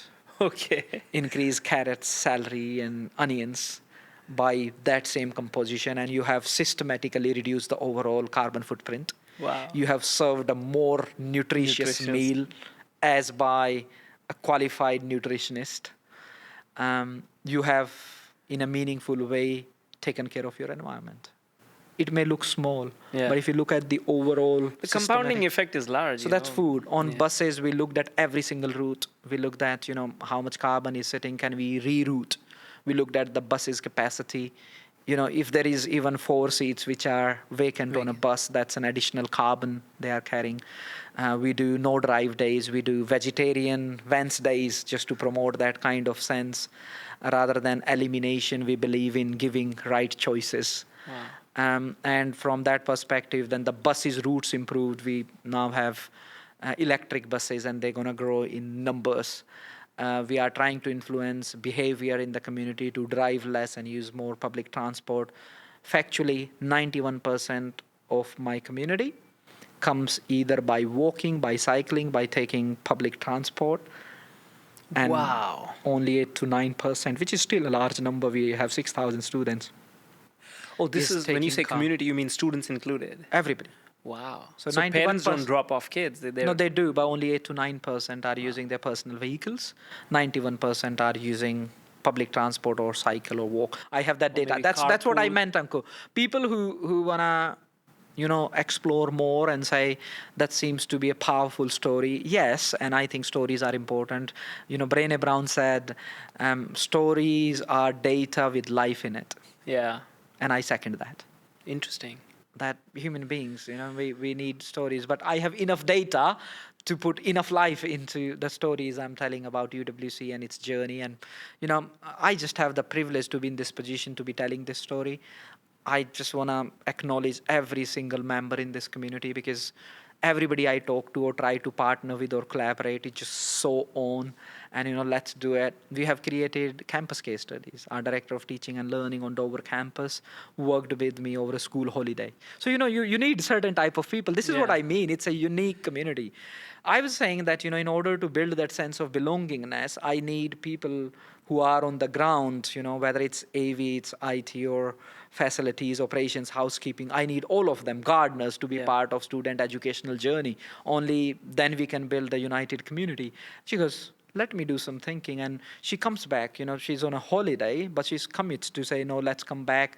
We are busy, but we'll work during holidays.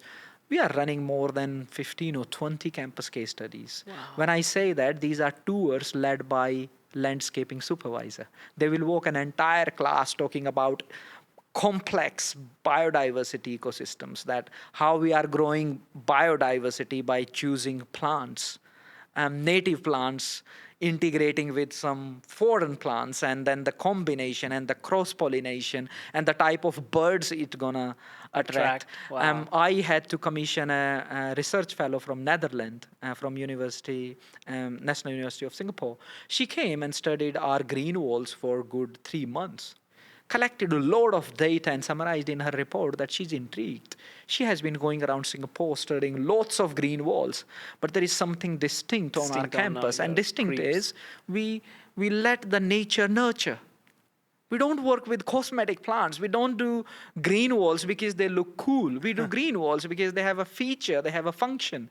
And, they are Cooling natural buildings. habitats for that biodiversity. So, human intervention have to stop somewhere, let it just thrive. You can look at the green walls on East Campus or Dover Campus. You will recognize they are different yet unique, and they are thriving, and hence the biodiversity thriving. So biodiversity only improves when you are deliberate about it.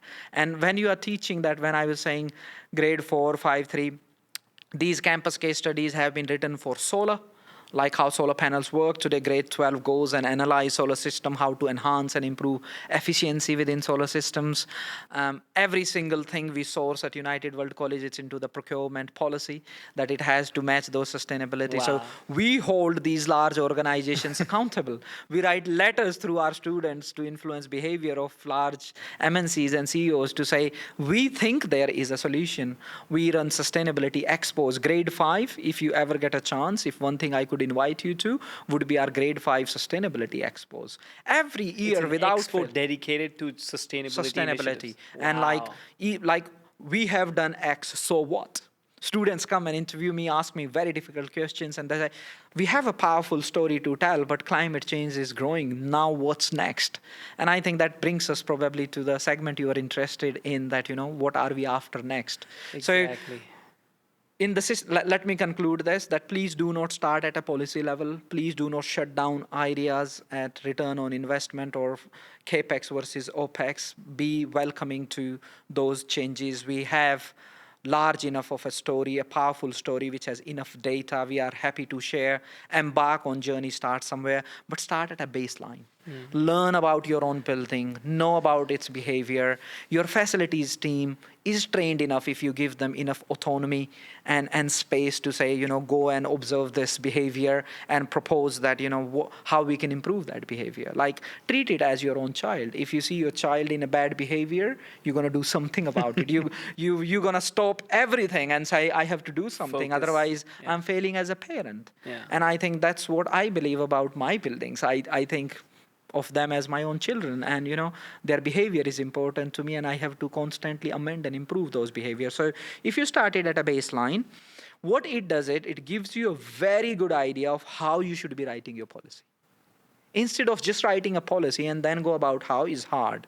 But if you knew that that's your baseline, now you can write a more effective policy. More contextual as well. It is Yeah, curated, really specific, because each building is different. Once you have written the policy, I think then you have to work on education. You're going to tell the community what you are after, what changes you're going to make into systems, what changes you're going to make into structures, and what behaviors community need to adapt to.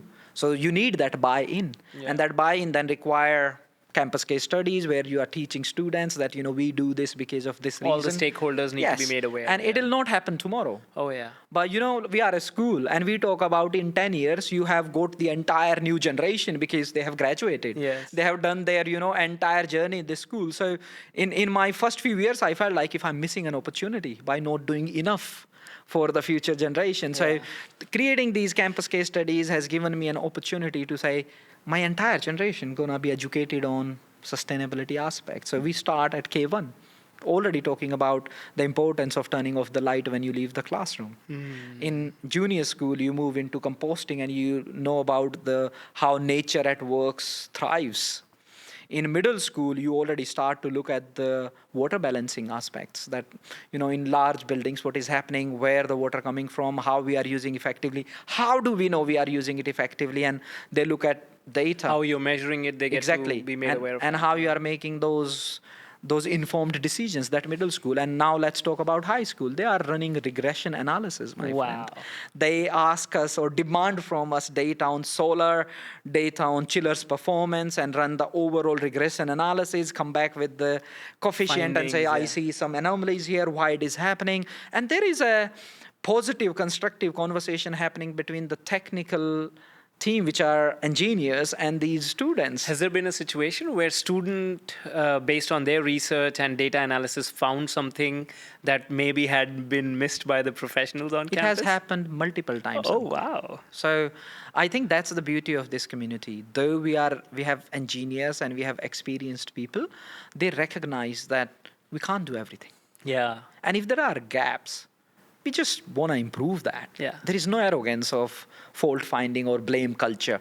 Again, means, things are connected. Yeah. Because it's they not feel- about the who's bringing the message is more important. Exactly. And as long as it's aligned with the mission, I think that's So our students have critical. identified areas where they did not understand what is causing it, and that's not what they were supposed to. They were just supposed to say something happened here. What happened on that Friday night between 3 a.m. to 4:30 a.m. that the chiller There's an responded anomaly in here, this and- way. and we are were curious like- about it. because we did not run that regression analysis, and we just then deep dive and try to understand and say, oh, something wrong. And then next time the train, which is the manufacturer of the chiller systems, come for service, it goes into their report to say we have this anomaly, and they looked into it and resolved it. And it happens. It happens all the time. Our students are very active and very proud of that aspect, that they feel engaged. Our entire solar field have been commissioned by them. Oh, wow. Solar for Dover, Solar for East are initiatives where it's all student-led, it's all student-driven. They are the one carrying these solar panels, mounting them, working in the scorching heat. They do it because they believe. And because they believe, I think That's a great we are- exposure we are, too. yes, it is. Yeah. It is experiential learning, concept-based teaching Yeah. and learning. And I think, through these various interactions with different partners as well, partners have an integral role to play too. Means, many of our services are so-called outsourced, but I don't relate to that term because you can't really outsource responsibility. They are as much as our community as anybody else. Everybody wears the same Extended uniform. part of the And, ecosystem. Yeah. again, culture. Culture is a result of careful considerations around people, their sense of belongingness, and the type of behavior you expect them to have. So I was saying, do that baseline, write an effective policy, go the education route so that people are aware what you're going to do and why. Because if you didn't explain that, they just don't relate to Yeah. it and they wouldn't change. Once you have done this part, you can go big. Now move into operational execution part of it. Go back and keep talking about the quick wins then, that we have made this change, this is what it has done. And then people feel that they are part of this journey. It's not I am doing, it's not facilities operations team doing. No, this is Collective UWC effect, community yeah. doing it. And we could only do it together. And don't stop there. So it's like, because you have come through a collective effort and you identify that you have improved something, now comes the idea of constant improvement. You have improved, so what? Yeah. And that comes like, now we are generating some savings. What are you going to do with these savings? And now come back to the financial table and say, let's enhance our mission further.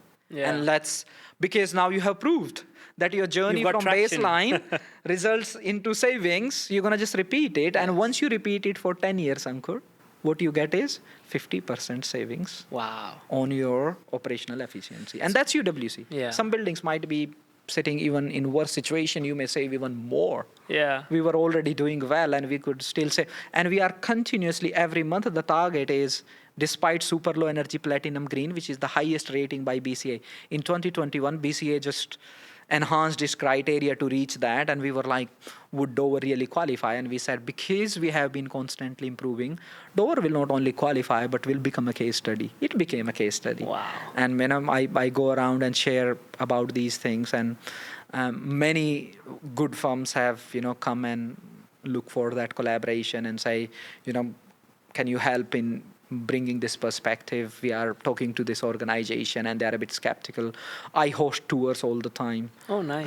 Changi Airport Group brought in like 30 colleagues. I feel privileged, it's such a That's prestigious. amazing, and you're bringing that impact Yes, out and, our and digital creating this as an dashboard, inspiring center. I can tell you our digital dashboard has gone big now. Yeah. Marina Bay Sands, Resort World Sentosa. We had some really big, and we are a tiny school. Yeah. We took that risk and we built that curated system. And we just think, because we are a school, education is what we do. And hence education should be for everybody. So congratulations to these groups that they embarked on the same And the journey. learning really is that, like you said, it's the buzzword. A lot of people are interested in sustainability, but the question is, are you committed? Are you invested? Yes. Are you invested? And you're willing to make that long-term investment or commitment of time, money, resource, and most importantly, the mindset. Mindset. You That's know, the hardest bit to that's change. the hardest and, one. It's a trade curse that Yeah. you came from finance background. Only thing you know is return on investment. And you come from technical background, only thing you know is how to improve it. Unless I go back to where I started, harmony and synergy. Yeah. If you are not actively looking for that, you will result into a conflict. And there is this aspect in school we talk about. Human brains actually enjoys complexity. Yeah. Because when you throw complexity, we feel of value, we feel of relevance. When there is a problem, let me solve it, and then I feel I'm good. Yeah, I think answer is into simplicity. I genuinely think so. There is nothing I have done which is considered complex. Yeah. I really think doing that baseline, yes, it's a lot of work. It's hard work. It's thinking of a system, a process-oriented approach. There are systems within systems and, moving parts because of whose interest will be compromised if you did that. So there is a lot of, the four frames aspect of, there is politics where there are people, there will be politics, but Singapore has good governance and politics has resulted into a remarkable Singapore. So politics is not bad. Yeah. It's just, let's accept it. Where there are people, there will be politics. We are education, so we are symbolic. So we must do something good. Yeah. because we are symbolic, and that's our aim and hence our mission. Then comes the aspect of structure, that, in absence of clarity around, what do I do, why do I do this, whom do I go to, if you don't have this, it creates those hygiene issues, all HR related stuff, and people feel lost, and then they don't feel belong. So you need to, basically you have to take care of all the four frames. And if you then set out the right process, go with be invested for a longer period. Means that's one advice I would definitely give. Do not look for, like, what can I do in a month? Oh, I have now invested $1 million. Can you do return on investment in 6 months? Please be patient with me. You gave me $1 million, I'll give you 5 million, but it may take me 8 years, 8 years. which is not a bad investment at all. Yeah. It just, in order to prove that aspect, I just need longer. Yeah. Does that? So if you stick to the mission, ultimately the ROI aspect will also work out for in some ways. But if your mindset is just ROI, you might not be able to have the strength or the patience to see through that journey. I wonder if carbon was really the world's currency. What would change? Wow. What would change, Ankur? If from this very moment, if I had all the power in this world, if I said carbon is the new currency, Yeah. how are you going to spend it? Very interesting perspective. I don't know. Yeah. But if we just did that, because my personal experience. How would you save carbon, right? That Exactly. would become the mindset. Exactly. If carbon was the new currency, means there are lots of conversations going around that, but not enough, sadly. Yeah. I think convenience is the biggest culprit. I do remember, and this always resonates with me when I heard you last speak. It's the C for convenience needs to be replaced with the C for climate. Climate, yes. So that's a little term I coined. Yes. That if you reflect and look at small things, day-to-day things, the way you wake up and look at your entire day routine, what did you do? And you make some basic considerations to say what you could have done differently. Yeah. In my case, as I gave an example of when I say I'm going to go by public transport, You're coming to school public transport, yeah. I'm reducing my carbon footprint. Absolutely. But then there are other opportunities with other people are not able to explore. And this is a classic example. I think traveling through public transport has become my real well-being for 2 reasons. 3, actually. Number 1, I really experience Singapore culture in MRTs. Okay. I genuinely think so. Because you see people of different age groups. Yeah. You have young children traveling, and they have a certain way of boarding and unboarding. You have senior citizens who are boarding and unboarding in a different way. You have different nationalities. Singapore is very diverse. So I think I experience that culture in a very unique manner. Second thing, it gives me an absolutely brilliant opportunity to meet strangers. That eye contact, that smile at times. Yeah. That little act of kindness, if we may say, means, I get lots of opportunities to give up my seat or not to take one at all. When I chose not to take a seat, even when it was available, means it was made available to someone who would probably need it more than me. Yeah. So I think I just gave myself an opportunity. And there is a third aspect of it, which is the biggest, I would say, is what I get to do in that time. I get Buying back time in some ways, yeah. Spiritually, I worship time. So when I say, if carbon was your currency, I actually say, what if time was your currency? And time really is the currency. It is the currency. It is, I mean. Means there is nothing more important than time. And that's why Yeah. I said, give time, and everything will be fine. Just do the right things. What has inspired you in your journey? Any books you recommend to the audience in terms of where you've derived your inspiration or learnings from that you would recommend? Any couple of books? Well, there are many I can. It really, because I'm a bit hesitant when people say, what book would you recommend? Because it really depends. On what you're looking for. Yes, and at the same time, when you talk about books, there is an aspect of how do you relate to the author and the topic. I'm into non-fiction stuff. Yeah. Two of my favorite, like Adam Grant, I have read every single book. Okay. I have read Think Again at least 3 times. Oh, wow. So I'm a bit, I don't know, it may sound a bit not normal, but that's a book I have read 3 times, and sometimes I open some of its pages, and I still think now I comprehended it better. Oh, wow. So I keep going back, Nice. and I think it's a remarkable book. Think again. Is a real masterpiece. Okay. Simon Sinek is another leader I try Yes. to follow, and most What's your books. why is gotta be. Yeah, your golden circle, and he has done leaders eat last. Not that I agree with everything he says, but I think Simon Sinek and Adam Grant as a combination really covers a very broad spectrum of what we say leadership. That it's nothing to do with title, lead without titles. You can achieve a lot through your own meaningful work. Doesn't matter what you do. It's not that passion is an emotion. So you can fuel it by just doing the right things and things like that. I want to step back for a second and talk about two very important stakeholders, parents, right? We didn't talk too much about parents in our conversation. What I like about the education ecosystem is that it really has all the key stakeholders involved, right? And while we can do all the amazing things at any campus we may be at, right? But the learning doesn't stop while you're in school. Think of it, a student is 6 hours, 8 hours maximum in school. The remaining hours is outside of the school. So how does a place like UWC ensure that the mission that's inside these walls is carried out at home when the parents are in charge, and students and kids are learning a lot from their parents and in that ecosystem outside of school? How do we ensure that the mission carries forward So outside? let me answer this question in a journal and then probably offer some specifics. Yeah. So from a journal perspective, we wouldn't be a school if there are no parents. Of course. Let's start from there. Yes. And they are the most important aspect. At the same time, when they trust us with their children, I think the responsibility sits with us for the wholesome development. And from that generalized view, I think a community is only as good as the cooperation, consideration, and collaboration in it. And I think until unless we, in a meaningful way, engage with the parent community, we are compromising the development of the children. And having said that, now let's move into some specifics, because this would be true for any school. Yes. So what is different at UWC? We have created systems that engagement happens. Okay.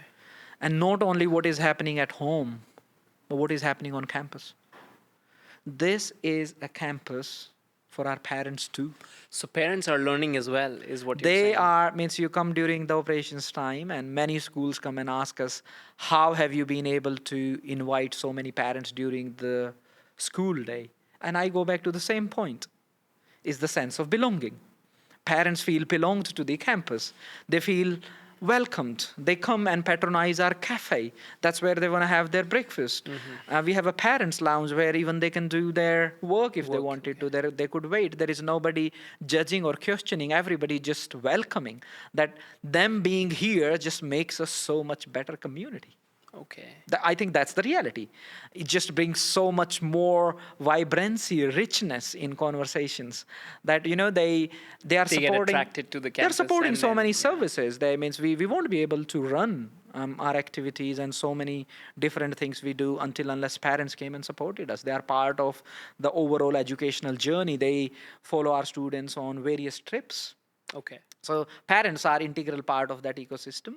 We run specific programs in terms of what is happening at infant school at a curriculum level. What are the expected outcomes? What are the teaching and learning methodologies? What is this concept-based teaching and learning Okay. curriculum? And there are workshops so that parents relate and engage with it. You were telling me how your wife continuously tried to nudge you around grades, and I was saying, let's not just go after grades. I think we do very well, our students do very well academically, but our motivation is what's their understanding, have they conceptualized it? Okay. That's our priority. And then grades come. So it's just, we are not saying grades do not matter. We are saying they need to learn the way they learn the very best, and they need to understand the concept better, and then the grades will come. So it's a lot more hard work, but we take that route because we think that's where lies the best interest of the children. So for parents, those workshops, and there is a third aspect of set events. it's important that you have certain rituals within the community which as a default will bring the community together. There are events led by parents, there are events where parents are participating, and then there are events where parents are collaborating really to say what we can do together for this Okay. educational experience. Wow, that's very interesting about parents and their involvement. And it seems like bringing them part of campus, you're also automatically letting them absorb the energy of the campus and the mission by just having them around. And I think that is and I'm seeing even a lot of schools in India, the newer schools are having this concept of having dedicated spaces for parents to interact. But the challenge sometimes is like, okay, how much interaction is enough versus overdoing it. Some schools have challenges where parents get too involved and they're like, how the teacher is running the class and how to do this, and it feels like some of those schools' work becomes challenging because parents are too involved. So how do you I can find that relate to that balance? feeling, and I connect with many colleagues, and these challenges are for real. And I think once again the response is culture. Have you set the right expectations? Have you Yeah. taken care of those four frames I spoke about? Is everybody clear what is their role in it? Yeah.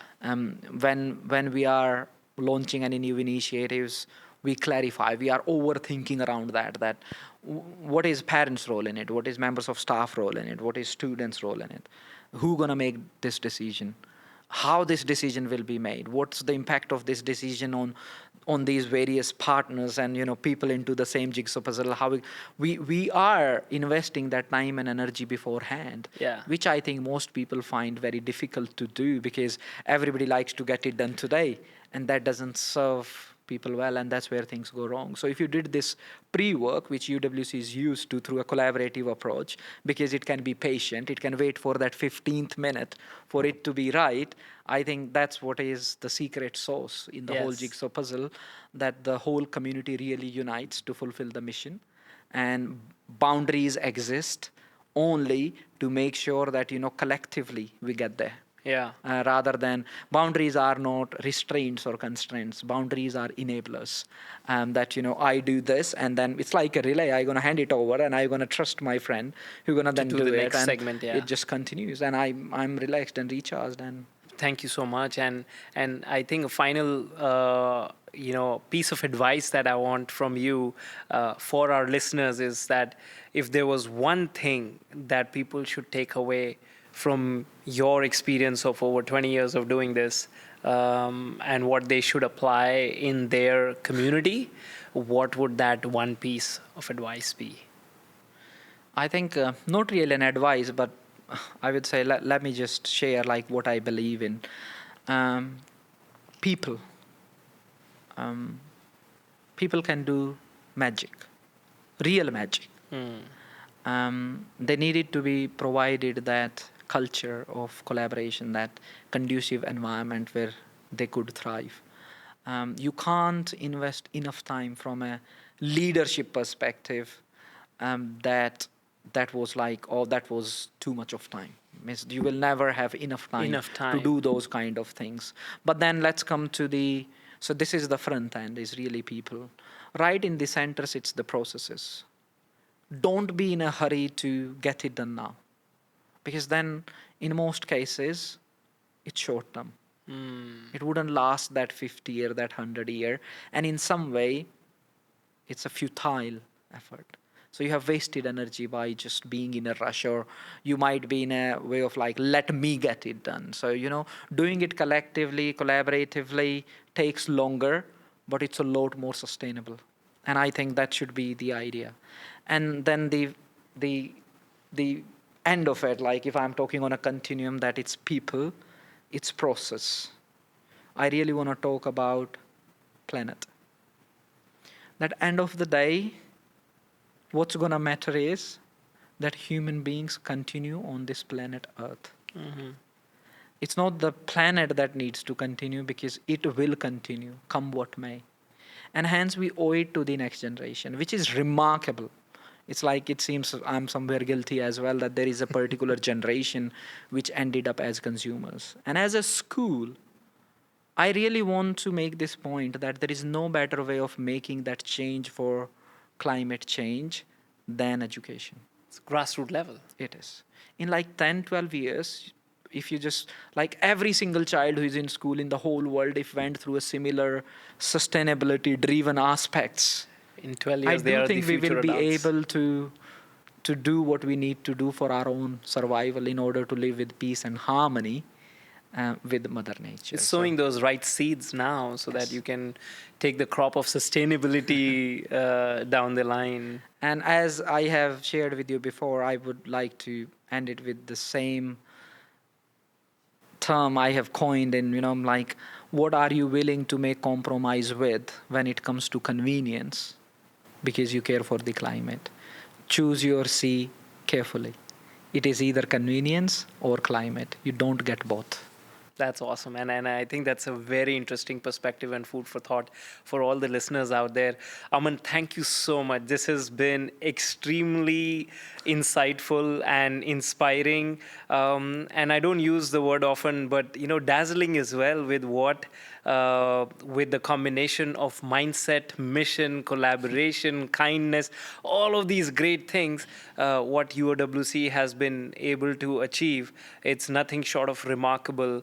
And in today's time, walking the walk on an individual level versus being part of an organization that supports that, that's certainly very inspiring. And I know that you're contributing already to a great sustainable future, one child at a time. And it's fortunate to know that there is 7,000 children in this community, and it's amazing, and would love to see this mission spread wider and wider. So thank you so much for your story and for your journey today. Privilege is mine, and on behalf of entire UWC community and movement, thank you very much for giving me the opportunity to share, because I think we can only do it collectively. So thank you. I think it's a privilege and an opportunity, Ankur, that I'm able to talk with you, and probably you can take some of our practices elsewhere. And we need more people. There is no such. Our mission is not restricted to our boundaries, and our values should be taken and lived beyond our boundaries. So thank you. You will be helping us in bringing our values beyond boundaries. So Absolutely, thank you. and I would encourage our audience to write to us and obviously be able to bridge the connect with you if they are interested in learning more about the work that you're doing directly, and that would be very awesome. What a So, joyful conversation it was. Thank you, Awesome. Ankur. Thank you. And all the best. Let Inspired continue to inspire coming generations. Awesome. Take care. Thanks. Thank you. If you found today's conversation enlightening, please subscribe to Inspired on your favorite podcast platform and share this episode with others who might benefit. We want to invite you to help us make these conversations more meaningful. Your feedback is invaluable, so please feel free to share leaders you would like to see on this podcast and questions you want to ask these leaders. Thank you all for listening. Until next time, keep pushing the boundaries of education and creating spaces that inspire learning and growth. This is Ankur Gupta signing out. I will see you in my next episode.